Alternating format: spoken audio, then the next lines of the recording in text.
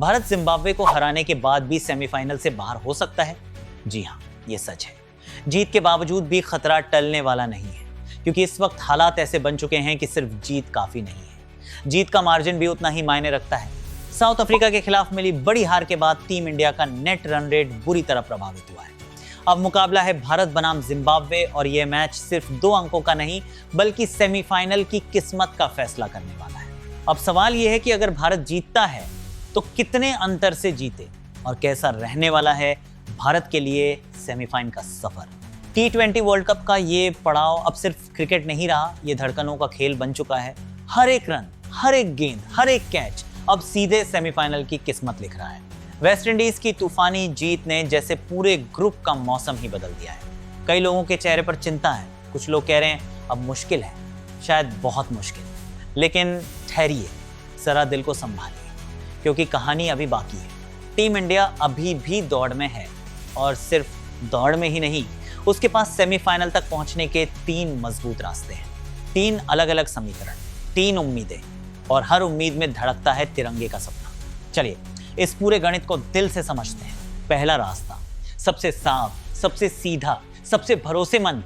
मान लीजिए भारत और साउथ अफ्रीका अपने अपने बचे हुए दोनों मैच जीत जाते हैं तो तस्वीर बिल्कुल साफ हो जाएगी।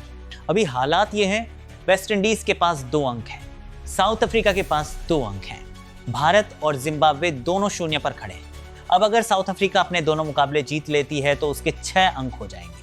भारत अगर अपने दोनों मैच जीत लेता है तो उसके 4 अंक हो जाएंगे।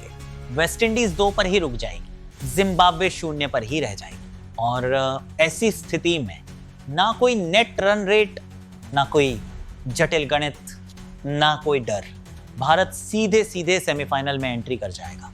ये रास्ता सबसे आसान है, लेकिन आसान दिखने वाला रास्ता भी मैदान पर पसीना मांगता है। दोनों मैच जीतना अनिवार्य है और इस स्थानों में यहाँ कोई गलती की गुंजाइश नहीं है। दूसरा रास्ता जहां नेट रन रेट बनेगा असली हीरो। अब सोचिए, कहानी थोड़ी उलझ जाती है। मान लीजिए वेस्ट इंडीज साउथ अफ्रीका को हरा देती है और साउथ अफ्रीका जिम्बाब्वे को हरा देती है। ऐसी स्थिति में अंक तालिका कुछ यूं दिखेगी, वेस्ट इंडीज 4 अंक, साउथ अफ्रीका 4 अंक, और अगर भारत भी अपने दोनों मैच जीत लेता है तो भारत 4 अंक, 3 टीमें 4-4 अंक। यहीं से शुरू होता है असली रोमांच, यहीं से शुरू होता है नेट रन रेट का खेल। अब भारत को सिर्फ जीत नहीं चाहिए, भारत को चाहिए बड़ी जीत, बहुत बड़ी जीत। अगर भारत पहले बल्लेबाजी करे तो रणनीति बिल्कुल साफ होनी चाहिए। पावर प्ले में आक्रामक शुरुआत, मिडिल ओवर्स में रन गति कम ना होने देना और आखिरी ओवरों में विस्फोट। लक्ष्य होना चाहिए 200 या उससे ज्यादा का स्कोर और जीत का अंतर कम से कम 80 से 100 रन का। सोचिए, जब स्कोरबोर्ड पर 210 या 220 चमक रहा होगा और विरोधी टीम 110-120 पर सिमट जाएगी तो सिर्फ मैच नहीं जीता जाएगा बल्कि नेट रन रेट आसमान छू लेगा। ऐसी जीत जो विपक्ष की हिम्मत हिला दे, ऐसी जीत जो ग्रुप को संदेश दे भारत अभी जिंदा है और पूरे दम से जिंदा है। और अगर भारत पहले गेंदबाजी करे तो प्लान और भी स्पष्ट है। सबसे पहले विरोधी टीम को 100-110 रन के अंदर रोकना होगा, चाहे वो वेस्ट इंडीज हो या जिम्बाब्वे। डिसिप्लिन गेंदबाजी, तेज फील्डिंग, हर कैच लपकना और फिर लक्ष्य का पीछा करते हुए समय बर्बाद नहीं करना है। अगर 120 का टारगेट है तो 18 ओवर नहीं 10 से 12 ओवर में खत्म करना है।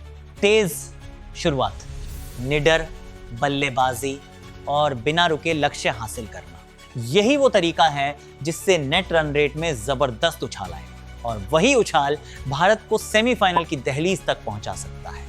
तीसरा और सबसे अहम सच, अब ध्यान से सुनिए क्योंकि यही असली परीक्षा है।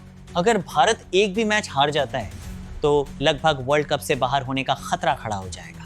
जिम्बाब्वे से हार तो मुश्किलें कई गुना बढ़ जाएंगी, वेस्ट इंडीज से हार तो खेल लगभग खत्म। इसीलिए समीकरण बिल्कुल साफ है, दोनों मैच जीतना अनिवार्य है और इस स्थानों में।